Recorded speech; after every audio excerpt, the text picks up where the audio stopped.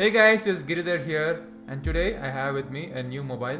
It's called the Allure. It's by a company called Reach, and it's a new company. They have practically just came into the Indian market, and this mobile is available exclusively on Shopclues. I'll leave a link below so that you can check it out.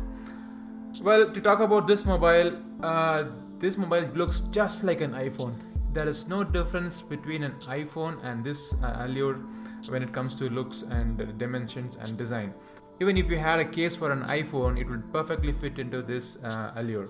So why should we buy this Allure? So is this really good? Is it worth the deal? So let's check it out. First, let's see what's in the box. The battery in this mobile is removable, so the battery was placed separately in the box, and we have a USB data cable and also a 1 ampere charger. Along with it, we have a flip case which is matching the color of the phone, and the phone is actually available in 3 colors: silver, gold and pink. The flip case has got a front window cutout, and all the buttons are neatly cut out for optimal reach for the mobile buttons and other slots.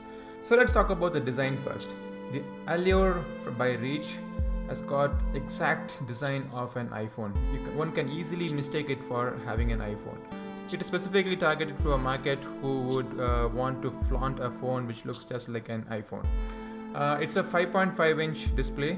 The device weighs around 169 grams, which is pretty heavy, but it is just 7.9 mm thin. On the bottom, you have the speaker grills. On the right side, you have the power or unlock button.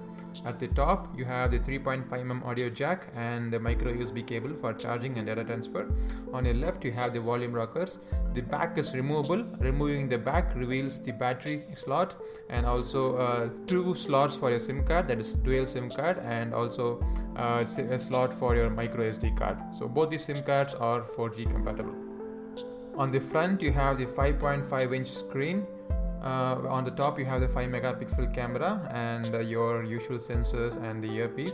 At the bottom, there is only a single button there, just like an iPhone. There is no back button or menu key here. At the rear, you have the 10 megapixel camera with a single LED flash and mic for video recording. So the design, there is nothing great about it. It looks just like an iPhone. One could easily mistake it for a fake iPhone here.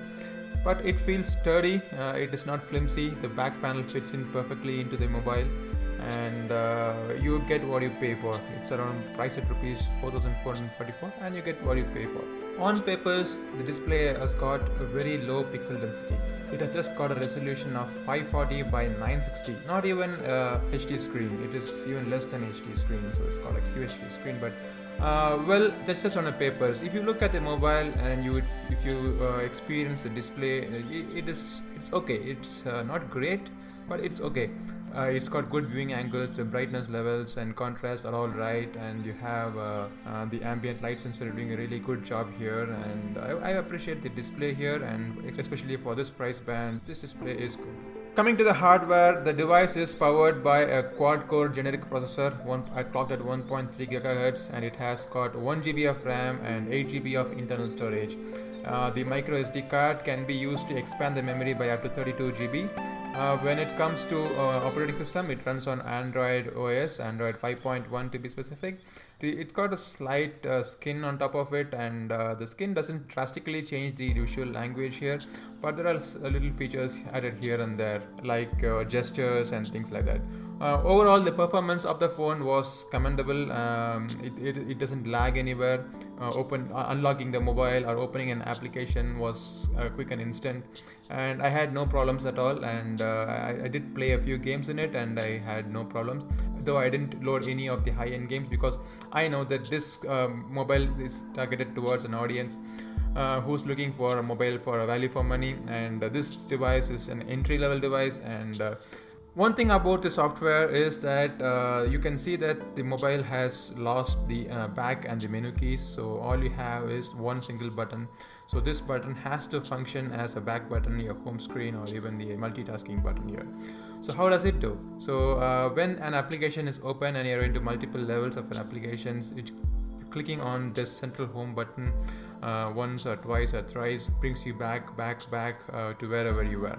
And on the home screen, if you long press this, you would open up your multitasking window, and there is no menu key here. So that is how Allure handles the Android operations with an iPhone like button. This is not a great user experience. I really don't like having an iPhone button force-fitted into the Android experience. Android experience is totally different, and it needs all these three buttons.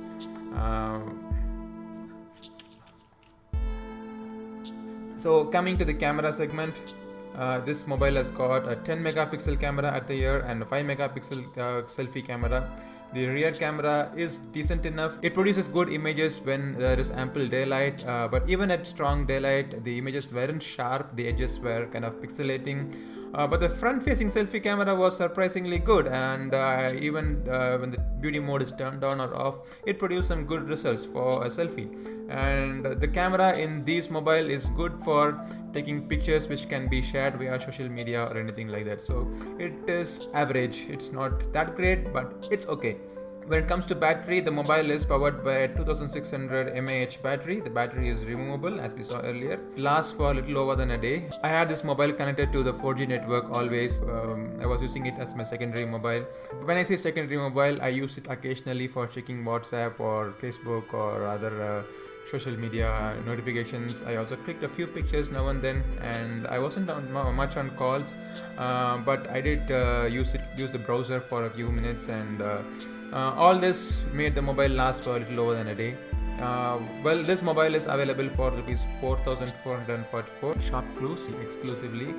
And should you buy it? If you're looking for a mobile which looks just like an iPhone, you have no other choice. This one is the one you can buy. But if you're looking for a good Android phone at the price range of 4,444, there are many other options.